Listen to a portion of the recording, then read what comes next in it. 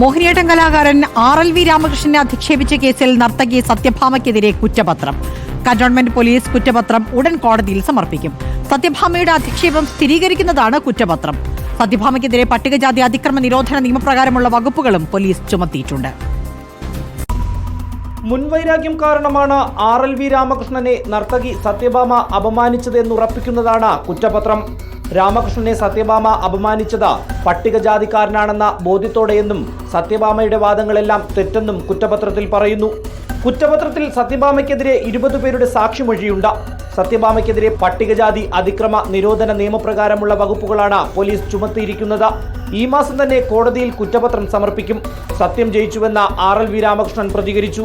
സമൂഹത്തിൽ മോശക്കാരനായിട്ട് ചിത്രീകരിക്കാൻ ഇങ്ങനെയുള്ള വ്യക്തികളുണ്ട്, എന്നാൽ അതിനെതിരെ നമുക്ക് പടപൊരുതിയേ പറ്റൂ എന്നുള്ളതായിരുന്നു ഈ കേസിന്റെ പിന്നിലെ ലക്ഷ്യം. ഇനി വരുന്ന കുട്ടികൾക്ക് ഞങ്ങൾക്കെതിരെ ഇങ്ങനെയൊക്കെ ചെയ്താൽ നിയമം നമ്മൾക്കൊപ്പമുണ്ട് എന്നൊരു നിയമത്തിന്റെ ഒരു സാധ്യത ഉണ്ടെന്നുള്ളതിന്റെ ഏറ്റവും വലിയ തെളിവാണ് ഈ ഒരു കുറ്റപത്രം എന്ന് വിശ്വസിക്കുന്നു. ചാലക്കുടിക്കാരൻ നർത്തകന് കാക്കയുടെ നിറമെന്ന വിവാദ പരാമർശം യൂട്യൂബ് ചാനലിന് നൽകിയ അഭിമുഖത്തിലാണ് സത്യഭാമ നടത്തിയത്.